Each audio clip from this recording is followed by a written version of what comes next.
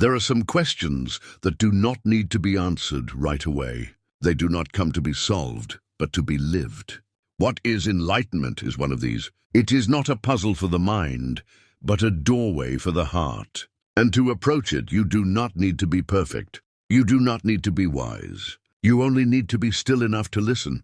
The Buddha never described enlightenment as a treasure to be found far away. He described it as something close, closer than breath, closer than thought. Something that has always been here, quietly waiting beneath the noise of becoming. He said it is the end of suffering, the cessation of craving, the complete letting go of what we are not. But even these words are not it. They are fingers pointing to the moon, not the moon itself. So tonight we do not try to grasp it. We sit beside it, like sitting beside a still pond at night. We look into the silence. We feel the coolness of not knowing. And slowly something opens, not the answer, but the awareness. The space, the curiosity that doesn't demand, but gently wonders. What is this life? What is this awareness watching it? The path to awakening begins not with belief, but with presence. Just this breath, just this feeling, just this moment. And in this moment, you are already touching the truth. You may not see it clearly yet. You may not name it. But it is here because awareness is here. Because peace is possible even now. Sometimes we think enlightenment is far away, a mountain to climb, a state we must reach after years of meditation or renunciation. But the Buddha did not speak that way. He said, within this very fathom-long body, with its perceptions and thoughts, is the world, the origin of the world, the cessation of the world, and the path. In other words, it is all here. Nothing outside is needed. The question, what is enlightenment, is not a request for information. It is an invitation to return to the simplicity of now, to let the dust settle, to let the mind stop spinning, not to give up, but to let go.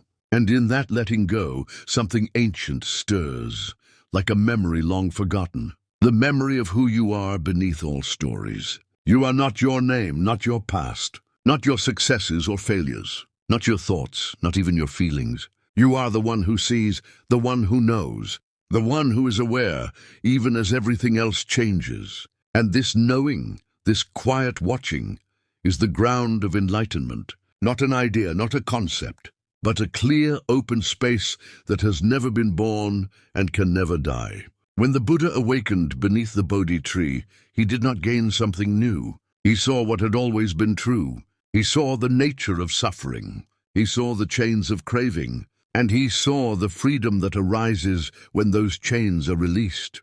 But more than anything, he saw clearly. That clarity was not cold. It was not detached. It was filled with compassion, filled with peace, filled with deep unconditional presence. We think of enlightenment as light. But it is also space, also silence, also warmth. It is not outside of you. It is not in some future. It is in the way you touch this moment with awareness. The way you let go of needing anything to be different. The way you listen to the breath, not to control it, but to honor it. This too is awakening, the soft kind. The kind that comes not with lightning, but with stillness. Sometimes enlightenment is described as the end of suffering. But even that phrase can be misunderstood. It is not the end of feeling, not the end of pain or difficulty.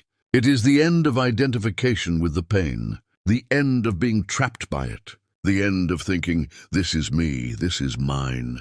Instead, there is just the experience rising and falling in awareness, and that awareness remains undisturbed. The awakened mind does not cling, it does not resist. It flows like a clear stream over smooth stones. It meets each moment fully and then lets it go. There is no self to defend, no past to rewrite, no future to control. Just the quiet clarity of now. And here, now, in this moment, you can feel it. You do not need to reach far. The mind may wander, the body may ache, the heart may carry its old griefs. But still, beneath all that, something is awake. Something is still, something is already free. This is where the question takes us, not to an answer, but to awareness. Not to a finish line, but to a deep, unending unfolding. The path is not separate from the goal. The seeing is the awakening. The stillness is the light. So as you rest now, feel that truth. Feel the breath. Feel the weight of the body gently sinking into the earth. Feel the space of the moment as it opens around you. There is nothing to do, nothing to fix, nothing to become. There is only this, and in this everything is held. Even the question, what is enlightenment, becomes a kind of mantra, not to answer, but to dissolve into, to soften into, to listen with your whole being, not trying to grasp. Just feeling, just allowing. In the silence that follows, there is peace. And in that peace, there is a kind of knowing that no words can hold. It is not yours. It is not mine. It is what remains when everything else falls away. It is said that in the stillness of the night, as the moon bathed the Bodhi tree in light, the Buddha sat unmoving. Not because he forced his body, but because the stillness had become complete. Within him, the search had ended. Not because he had given up, but because he had arrived. And in that deep silence, something dissolved, not in pieces, but all at once, like a mist lifting, like a dream ending. What remained was not a new identity, but the absence of all illusion. This is the heart of enlightenment, not the gaining of anything, but the end of delusion, the falling away of false perception, the vanishing of the veil between what is imagined and what is real. Not reality in some distant cosmic sense, but the simple, quiet truth of things as they are. The Buddha saw suffering, but he saw more than just pain. He saw the root of it, craving, grasping, wanting things to be other than they are. And he saw the cause of that craving, not in the world, but in the mind, in the illusion of a separate self, in the belief that there is something here to protect, to defend, to prove. This illusion is subtle. It is not a thought that says, I am me. It is a feeling, deep, persistent. The feeling that this body, this mind, these memories must be held tightly. That if anything threatens them, we must fight. That we must cling to what pleases us and flee from what frightens us. This is the root of suffering. Not the pain itself, but the way we personalize it. The way we make it mine. When the Buddha awakened, he did not become divine. He became human, fully, completely. He stopped fleeing from pain. He stopped chasing pleasure. He stopped believing in a solid self at the center of experience. What remained was not emptiness, but openness. Awareness, vast and silent like the sky. And into that sky all things rose and fell. Thoughts, feelings, sensations, desires. But none of them stuck. None of them became me. They were just movements in the field of consciousness, like ripples in water. Seen clearly, without clinging, and in that clear seeing, suffering ended. To understand this is not to adopt a belief. It is to begin watching your own experience. Notice how the mind creates tension. A sound appears and the mind labels it. A memory surfaces and the body tightens. A future appears and fear arises. The reaction is automatic, but it is not necessary. You can notice it, you can let it pass. And in the noticing, you begin to wake up. The Buddha taught the 3 marks of existence: impermanence, unsatisfactoriness, and not self. These are not beliefs, they are observations. Everything is changing, nothing can ultimately satisfy. And there is no unchanging core behind the stream of experience. When these are seen not just intellectually but deeply in the marrow of your being, something lets go. The grip loosens, the fight ends, and in that ending there is peace. Not the peace of escape, but the peace of seeing clearly. The peace of no longer resisting what is. The peace of no longer clinging to what is not. Enlightenment is not becoming something. It is seeing through everything you are not. You are not your story. You are not your past. You are not your habits or hopes. You are not even your thoughts or emotions. All of these arise and pass. What remains is the awareness in which they arise. And that awareness, when seen clearly, is boundless. It has no edge, no center. It holds everything without effort. In that vast awareness, there is no longer any need to defend a self. There is no fear of death because there is no one who was ever truly born. There is no clinging to pleasure because nothing can be held. And there is no hatred of pain because it too arises and passes like everything else. The Buddha saw this not as an idea, but as direct experience. He did not theorize, he sat. He watched, he waited, and in that deep watching, reality revealed itself. Not as something added, but as something always present, hidden only by the fog of craving. You do not need to sit under a Bodhi tree for 7 days. You do not need to renounce the world. You only need to begin where you are, with this breath, with this moment, with this experience, just as it is. And you begin to look, not with judgment, not with fear, but with curiosity. What is this? What is really here? As you look, you may notice that the mind comments constantly. It says, I like this. I don't like that. This is me. That is mine. But these are just thoughts. They pass like clouds, and when you stop believing them even for a moment, the sky opens. That openness is not made, it is revealed. The path to enlightenment is not a climb. It is a return to simplicity, a return to clarity, a return to what you already are when you stop pretending to be something else. It is not dramatic. It is not loud. It is quiet, like a candle flickering in the dark. But in that quiet there is freedom. And this freedom is not a special experience. It is simply the absence of distortion. Like clear water after the mud has settled, the mind becomes still, the heart becomes kind. And even suffering when it comes is no longer an enemy. It is just another wave on the surface of the sea. So tonight as you listen, let the mind rest. There is nothing to fix, nothing to understand fully. Only this moment opening quietly. You do not need to chase anything. The truth is not ahead of you. It is not outside of you. It is here, in the space between words, in the silence beneath thought, in the awareness that is listening now. This awareness is what the Buddha awakened to, not as an idea but as reality. And it is available to you, not someday, but now. You are not far. You have never been far. The path is not a road. It is a turning inward, a softening, a letting go. And in that letting go, you find the stillness the Buddha found. You find the end of struggle. You find the space in which all things arise, and you are that space. When the Buddha rose from his seat beneath the Bodhi tree, something was different, not in the world around him, but in the way he saw it. The trees still swayed gently. The birds still called through the warm air. But the restlessness that had once chased pleasure and fled pain was gone. The war with the world had ended. What replaced it was peace, not made through force or effort, but through balance, through the quiet power of the middle way. Before his awakening, the Buddha had tried everything. He had lived in luxury, surrounded by indulgence, protected from all signs of suffering. And he had rejected it all, becoming a renunciant, fasting until his body wasted, chasing enlightenment through self-denial. But neither path brought freedom. One drowned the truth in comfort, the other buried it in pain. It was only when he sat quietly, neither grasping for bliss nor rejecting discomfort, that awakening came.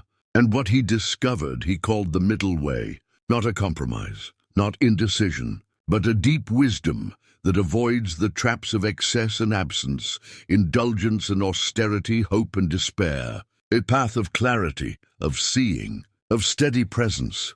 To walk the middle way is to live gently between extremes, not rejecting the world and not being trapped by it. It means touching life without clinging to it, feeling sorrow without being consumed by it, letting joy arise without trying to hold it forever. It means eating when you are hungry, resting when you are tired, speaking when it is kind, and staying silent when it brings peace. This way is not spectacular. It is not a sudden revelation. It is soft like grass underfoot. It is subtle like the pause between thoughts. But in its softness lies strength. It is the strength of not being pulled by every wind, not reacting to every thought, not believing every story the mind tells. It is the strength of staying with what is real. The Buddha's path was never about rejecting life. It was about understanding it, looking into its patterns, noticing how clinging brings pain, how craving leads to restlessness, how resistance creates suffering. And from that understanding, living differently, not from rules, but from insight. The middle way is lived, not imagined. It is found in the small moments, when you choose silence instead of reaction, when you feel an emotion fully but do not drown in it. When you allow discomfort to arise and pass without fleeing, when you love without needing to possess, when you lose without needing to despair, in each of these moments, a seed of awakening is watered, not by effort but by attention, not by striving but by surrendering to what already is. And slowly something shifts, the craving lessens, the grasping softens, the inner fight quiets. What remains is presence, a presence that sees but does not cling, a presence that knows without needing to control. The middle way is not a line to walk, it is a way of seeing. When you are caught in extremes, it is because the mind is trying to fix something, trying to fill something, trying to escape something. But the middle way doesn't fix. It listens, it holds, it breathes, it allows the wave to rise and fall without needing to change the ocean. This path is deeply human. It does not require perfection. It does not demand that you be calm all the time. It invites you to notice, even when you are lost in thought, even when you are afraid, even when you forget. The noticing is the return. The return is the practice. The practice is the path.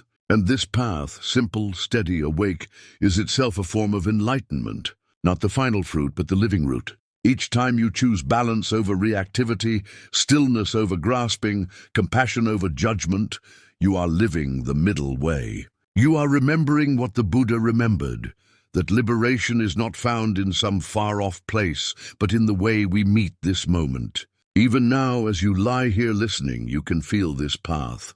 It does not require effort, just noticing, just presence. The way the body rises and falls with the breath. The way sounds come and go in the space of awareness. The way thoughts drift like clouds across the sky of mind. No need to follow them. No need to push them away.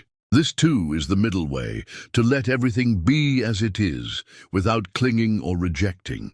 And in that allowing, something deeper becomes clear.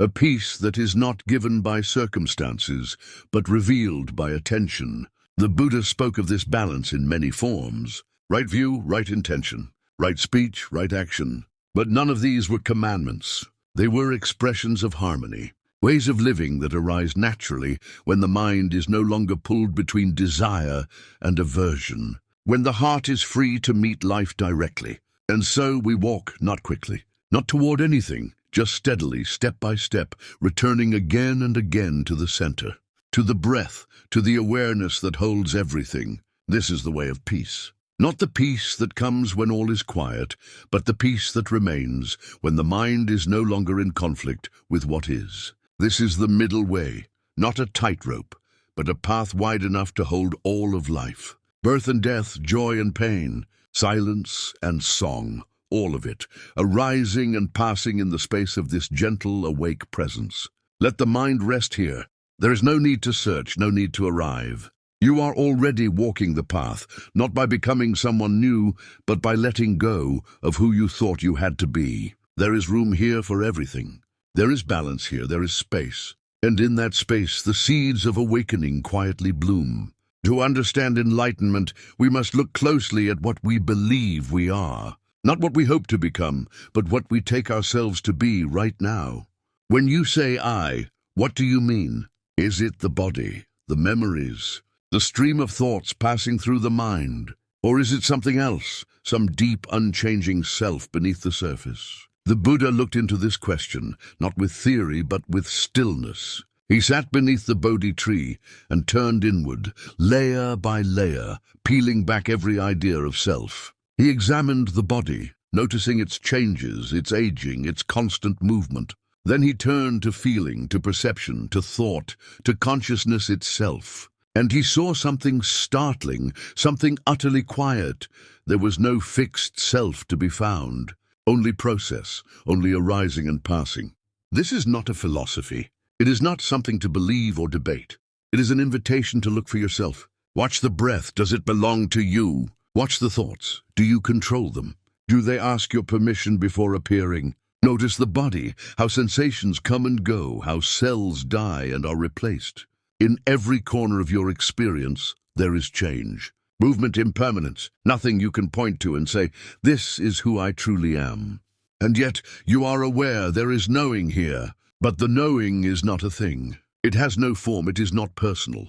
It does not carry your name. It is not bound by your past. It is more like space than substance. It sees everything, but it is not any one thing. This is the great insight of no self, not the absence of being, but the absence of ownership. When you see clearly that there is no solid I behind experience, something remarkable happens. Fear begins to dissolve. Because fear is born from protection. The need to guard something, to hold something, to defend something, believed to be permanent. But if there is no fixed self to protect, what remains to be afraid of? The body may ache, the thoughts may swirl, the emotions may rise like storms. But you are not those storms, you are the sky. And the sky is not harmed by the clouds. This does not mean you do not feel quite the opposite. When there is no self to defend, the heart becomes more open, more available, more tender. Suffering is seen, but it is no longer resisted. Pain is felt, but it is no longer personalized. Joy is welcomed, but not clung to. Everything is experienced fully, but held lightly. You may wonder, if there is no self, then who listens to these words? Who breathes? Who wakes and sleeps and dreams? The answer is simple, yet profound. These things happen. The breath breathes. The body rests. The mind thinks. But there is no need to insert a me into the center of it all. It's like a candle that burns. Not because someone burns it, but because the conditions allow it. The belief in self is a habit, a deep one. It is not easy to let go, but you do not need to force it. You only need to watch gently with curiosity. When a thought says, I want, or I fear, or I am, look closely. Is there really an I behind that thought, or just a habit of speech? Just a flicker of identification? The Buddha said that clinging to a false self is the root of suffering. And so the release of that self, not through denial but through clear seeing, is the doorway to liberation. Not because you become nothing, but because you are no longer caught in illusion. And in that release, there is peace. Not a cold emptiness, but a warm spaciousness. Not the absence of life, but the fullness of life unburdened by self-centeredness. The mind becomes like a mirror, reflecting everything, holding nothing. You can see this even now. As you rest and breathe, notice how thoughts arise. Memories, plans, emotions, they come uninvited and they leave the same way. They do not belong to you. They do not define you. You are the awareness in which they appear, the silence behind the sound. And this silence is vast. It holds everything without fear. When the illusion of self dissolves, there is nothing to defend, nothing to grasp, nothing to resist. The wave returns to the ocean, and the ocean is wide, deep, still. Even death loses its sharpness when the self is seen through. Because what dies? The body, yes. The form, the pattern. But the awareness in which all things arise, that has never been born. It does not begin. It does not end. It is not a person. It is not an idea. It is the quiet space that allows everything to be. This is what the Buddha saw and what he shared. That we suffer not because life is painful, but because we believe the pain is ours. We suffer not because we feel, but because we cling. And the one who clings is an illusion. Let that sink in, not as a belief, but as a lived question. What am I truly? What remains when all labels fall away? Not the rose, not the story, not the voice in your head, but what is left beneath it all. Can you feel it now? The space, the stillness, the quiet watching that does not need to become anything. This is where freedom lives. Not in changing the world, but in no longer believing you are the one who must control it. Not in defeating suffering, but in no longer turning it into an identity. The pain comes, the self says, this is happening to me. But when the self is gone, there is only sensation, only change, only life flowing freely. And what a gentle, open life it is when there is no longer a self to carry. What space, what ease, what boundless compassion. For if there is no fixed self here, then there is no fixed self anywhere. We are not separate, we are not divided. We are all movements in the same field, waves in the same sea. Let your breath remind you. It comes and goes like thoughts, like clouds, like all things. And still awareness remains, unchanged, untouched, open. This is not a belief. This is your nature. Let it hold you. Let it soften everything. You do not need to be anything. You do not need to become enlightened. You only need to stop pretending to be what you are not. And in that stopping, in that releasing, in that return to silence, there is the glimpse, the taste, the quiet knowing that what you are is not a self, but the space in which all selves rise and pass. Enlightenment is not cold. It is not distant. It is not an escape into silence or a retreat into the intellect. It is warm, soft, alive. It breathes through the heart more than the mind, through kindness more than knowledge. Though it sees clearly, it does not stand apart. Though it understands deeply, it still weeps for the world. And it holds that world gently, without resistance, without judgment, without turning away. When the Buddha awakened beneath the Bodhi tree, the first thing that arose in him was not pride, not power, not some grand proclamation of having arrived. What arose was love, quiet, steady, limitless compassion for all beings still lost in confusion and pain. He saw their struggle, their grasping, their fear, and though he no longer suffered in the same way, he did not place himself above them. He placed himself beside them, as a friend, as a guide, as one who had walked through fire and found peace on the other side. This is the heart of enlightenment, to see clearly and still care, to see that there is no permanent self and still feel the deep pulse of connection with all living things. Because when the illusion of separation dissolves, what remains is unity. And in unity there is love, not as emotion but as truth, not as sentiment but as being. The Buddha taught the cultivation of metta, loving kindness, not as a practice to create something, but as a practice to reveal what is already here. He asked us to sit quietly and radiate goodwill in all directions, to ourselves, to our loved ones, to strangers, to those who have harmed us, to all beings everywhere. Not because it's easy, but because it's true. Because when the barriers of self fall away, the heart opens without limit. You do not need to force this. Compassion is not something added to you. It is your nature when you are no longer defending the false. When the grasping stops, the heart breathes. When the fear softens, the tenderness flows. And this tenderness is not weakness, it is strength. To see suffering and not turn away. To hear a cry and not close the ear. To meet anger with patience. To greet cruelty with wisdom. This is the power of the awakened heart. Compassion is not passive. It does not mean to allow harm, but it means to act without hatred, to speak with clarity, not cruelty, to protect, not punish, to offer help, not in pride, but in humility, knowing that all beings are caught in causes and conditions, that all harm comes from ignorance, from fear, from pain. And in this understanding we forgive, not because we condone, but because we no longer need to carry the weight of resentment. We forgive ourselves too, not because we are without flaw, but because we see that even our mistakes came from confusion, from trying to escape pain, from forgetting who we truly are. The enlightened heart does not keep score. It does not divide people into good and bad. It sees suffering as the common thread.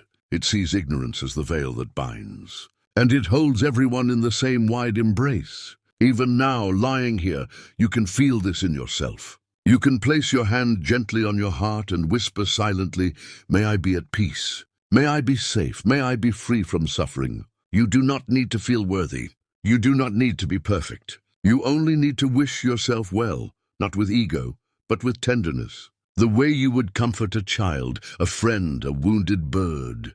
And once that seed is planted, it grows outward. Slowly, gently, without effort, you begin to wish others well too. Even those who are difficult, even those who have hurt you. You do not need to like them. You do not need to invite them into your life. But you can wish them peace, because peace in them is peace in the world. Because hate only deepens the cycle, and compassion is the way out. This is not a strategy. It is a letting go of who deserves love and who doesn't. Letting go of who is right and who is wrong. Letting go of us and them. When the self is seen through, the other disappears as well. There is only one field of being, expressing itself through many forms. And when you see this, when you truly feel it, not just as an idea, but as a felt truth, your heart cannot help but open. You become like the earth holding all, like the sun shining on everyone without choosing, like the sky wide enough to contain every storm. This is the compassion of awakening, not emotional, not selective, not forced, but vast, unconditional, steady, and deeply, deeply quiet. It asks for nothing. It holds everything. The Buddha often said that compassion and wisdom are like two wings of a bird. One cannot fly without the other. Wisdom sees the truth. Compassion touches the heart. Wisdom knows there is no self. Compassion knows there is no other. In this union there is no conflict, just a natural expression of presence. Just kindness flowing from emptiness. Just stillness flowering as love. And this love, this soft, boundless love, is here now. You do not need to seek it. You do not need to create it. You only need to relax into what is. Let the breath soften. Let the chest open. Let the judgment fall away. Let yourself be held in the same compassion you wish to offer the world. The awakened mind holds no one outside its circle. Not even the difficult, not even the broken, not even the lost. Because in the light of awareness, no one is truly separate. All beings long for peace. All beings seek freedom. All beings, knowingly or unknowingly, are walking toward the same truth. And so your heart becomes like the Buddha's, not indifferent, not sentimental, but quietly radiant. Like a full moon rising over a dark forest. Unmoving, bright, present for all. This is not something to achieve. It is something to remember. Something that arises when the mind is still and the illusion of separateness dissolves. Something that remains even when everything else falls away. And in this remembrance you do not become more than human. You become fully human, a being of awareness, a vessel of compassion, a mirror of peace. The sun rises and it sets. The tide comes in and it goes out. The breath enters and then leaves. All things, from the stars above to the thoughts in your mind, arise and pass. Nothing stays, nothing holds. Everything is moving, softly, quietly, sometimes painfully, but always moving. And this movement, this flow, is not a mistake. It is not something to be feared. It is the very nature of life itself. The Buddha saw this clearly.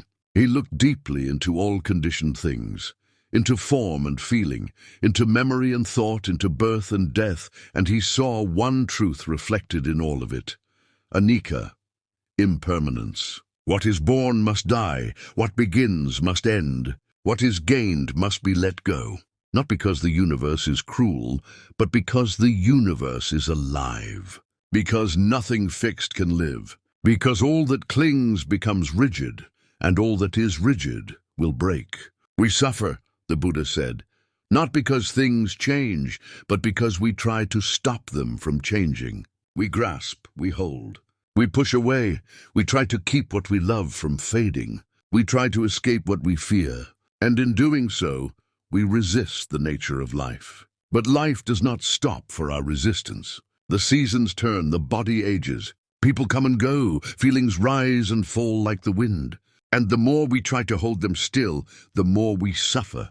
The more we cling, the more we hurt. The more we fight change, the more we are at war with the world. But there is another way, a quieter way, a softer way.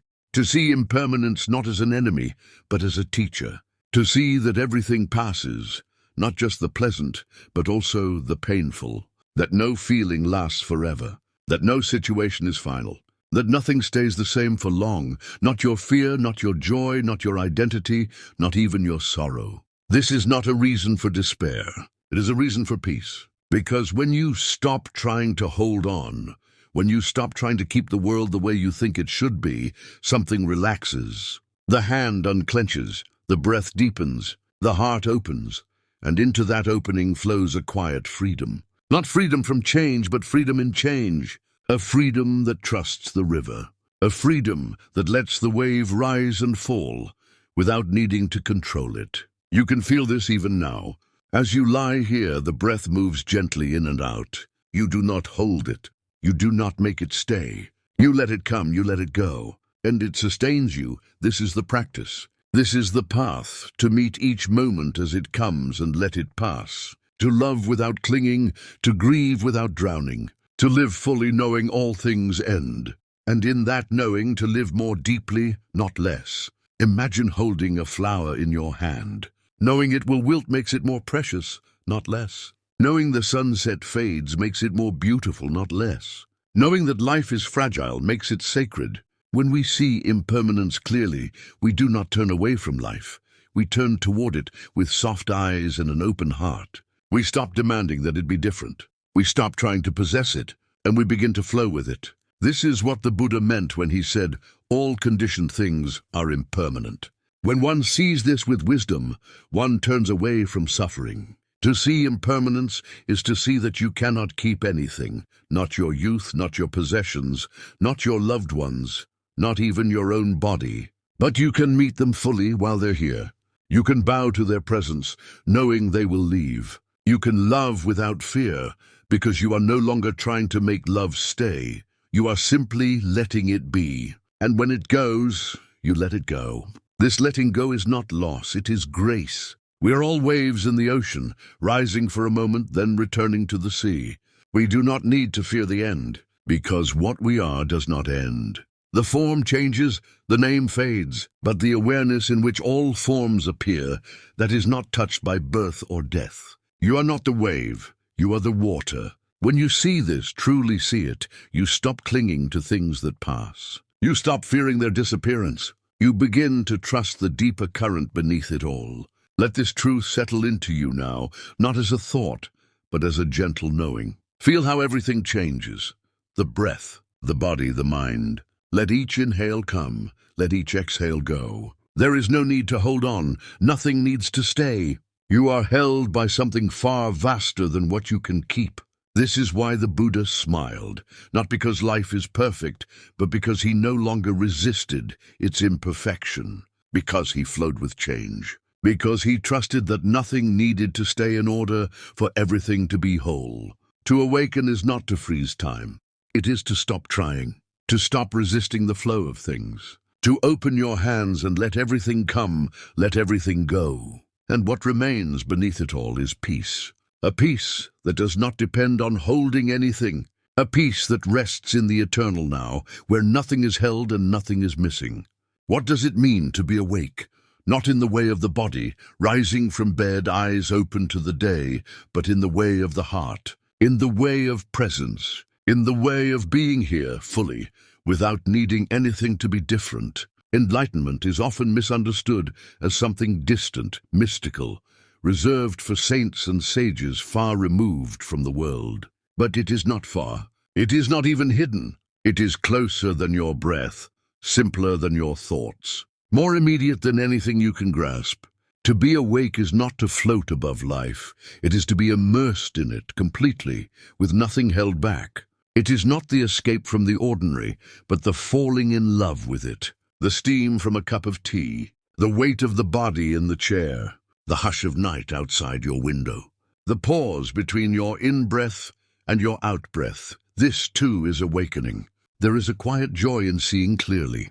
Not a joy that depends on good news or perfect days, but a joy that arises simply from being, from no longer running, from resting in what already is. The Buddha did not promise that life would stop being difficult. He did not say that aging would reverse, or that loss would disappear, or that pain would not visit you. He promised only this, that it is possible to be free within all of it, that it is possible to stop resisting, to stop fighting, to stop clinging, and in that stopping to find peace. This is what it means to live awake, to stop searching for something else. The mind always wants more answers, more success, more control, more certainty. But the heart wants something simpler. It wants stillness, it wants presence. It wants to be held, not by words or ideas, but by truth. The truth of now, the truth of breath, the truth of this life just as it is. Living awake means you stop waiting for life to begin. It means this moment is enough. This moment exactly as it is. Even now in the hush of your room, there is nothing lacking. The sounds that drift in through the air, the rise and fall of breath, the weight of the body against the bed or the chair. You do not need to fix anything. You do not need to be anyone else. You do not need to understand it all.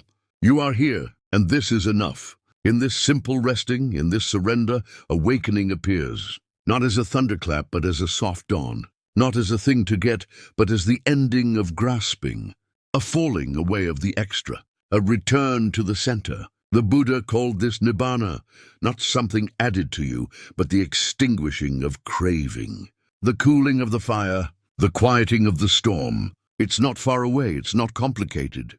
It's here. It's what's left when you stop feeding restlessness, when you no longer need the next moment to be different from this one, when you are simply present. You can practice this gently wherever you are. You can sit quietly, let the breath move on its own. Let the thoughts come and go without grasping. Let the body soften, let the face relax. Let the past go, let the future rest. Let the mind unwind its tight grip on control and just be. Feel the spaciousness that opens when you stop chasing. Notice the clarity that shines when you stop commenting on every moment. Feel the peace that arises, not because everything is perfect, but because you've stopped demanding that it be. This is the flowering of awakening, not in noise, but in silence. Not in answers, but in listening. Not in fixing, but in allowing. There is a great intimacy here, an intimacy with everything. When the filter of self falls away, you are no longer separate. The sound of the bird is you.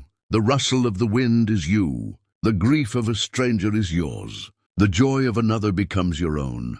There is no boundary, and this intimacy is not overwhelming. It is peace itself, because you are no longer trying to protect yourself from life. You are no longer standing apart. You are no longer looking through the lens of judgment or identity. You are simply here, breathing, being. And in this simple being, all the striving ends. You do not need to prove anything. You do not need to get somewhere. You are not broken. You are not separate. You are not behind. You are here, awake. This is the essence of enlightenment, not a state to achieve, but a veil to drop.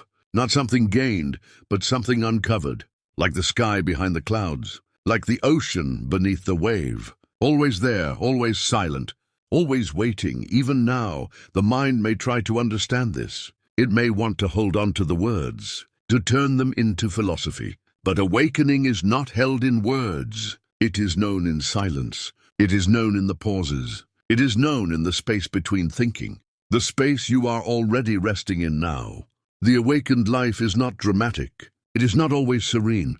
It is human. It cries. It laughs. It forgets. It remembers. But beneath it all, it knows. It knows that nothing can be held and nothing needs to be held. It knows that everything is part of the flow, and it flows with it. To live awake is to walk gently in the world, to speak with kindness, to listen deeply, to rest often, to meet the suffering of others not with despair, but with tenderness, to find beauty in the simplest things, a spoon, a stone, a breath. The ordinary becomes sacred, and your life, just as it is, becomes the path. There's no other life, no better place, no more enlightened version of yourself waiting in the distance. There is only this moment, this breath, this quiet, this peace. There is no final step, no point of arrival. No great trumpet announcing the end of the journey. Awakening is not a finish line. It is a deep return. A return to what has always been true. A return to what you already are. And from that return, life continues. Quietly, naturally, without effort. This is the paradox at the heart of enlightenment, that there is nowhere to go, and yet the path unfolds endlessly. Not as a struggle, not as striving, but as a deepening into stillness. A widening into compassion, a softening into what is. The Buddha did not stop living after his awakening. He walked, he taught, he listened, he rested beneath trees. He ate when he was hungry. He spoke when words were needed. He remained silent when they were not. His awakening did not remove him from the world. It returned him to it fully, peacefully, without attachment. This is what it means to live with wisdom. To meet each day, not from a place of trying to become, but from the simplicity of being. To act, not from habit or fear, but from awareness, from clarity, from love. To live awake is to bow to life again and again, not because it is always kind, not because it always makes sense, but because it is fleeting, because it is precious, because it is your teacher. You begin to see that every moment is a doorway, a choice. You can move with resistance or with grace.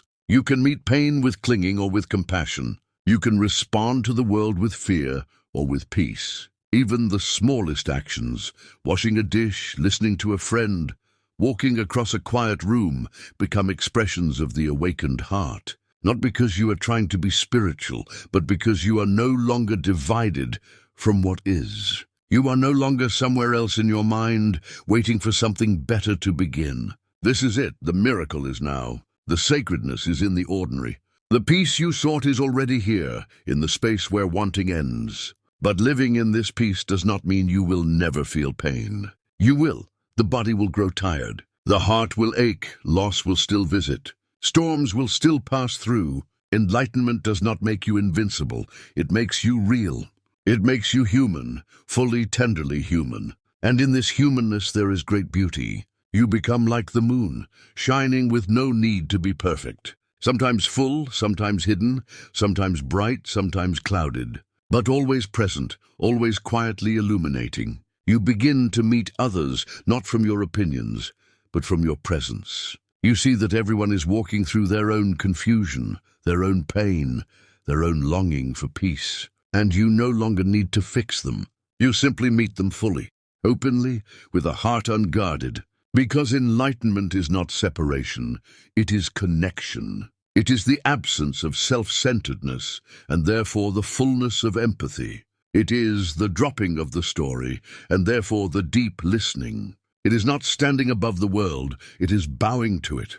You begin to trust the unfolding of life, not because you know what's coming, but because you no longer need to. You begin to rest in uncertainty, not as a problem, but as part of the dance. You stop needing to be right. You stop needing to win. You stop needing to become. And in this stopping, you come alive. This is the path, not something you achieve once, but something you walk each day with every breath, every choice, every pause. Sometimes you will forget. Sometimes the old habits will return. The mind will grasp. The heart will harden. The stories will play again. This is not failure. This is part of the path. Awakening is not a constant state. It is a returning, a remembering, a coming back to what's always been true. And the more you come back, the easier it becomes. Like muscles softened by movement. Like water wearing down a stone. Slowly, gently, the old clinging fades. And what remains is peace. Not dramatic, not dazzling. Just present, just quiet. Just here. This is why the Buddha's smile is so serene. Because he knows there is nothing to gain. Because he knows nothing can be held. Because he knows that to let go is to be free. And so you continue, not towards something, but from something. From understanding, from compassion, from silence, from the great stillness that holds all change. You continue not to arrive, but to express what you already are. Like the wind through trees, like light on water, like breath in the dark. You continue gently in the direction of kindness. Let this be your guide now. Not doctrine, not ideology, but kindness, mindfulness, simplicity, awareness. Let your practice be your life, and your life be your practice. Let every moment be an invitation to return to presence. And when you forget, return. When you harden, soften. When you grasp, release. When you ache, feel. When you lose the path, smile gently and take the next step. Because awakening is not the end of the road, it is the beginning of true living. And life in all its mystery is enough. It always has been, it always will be.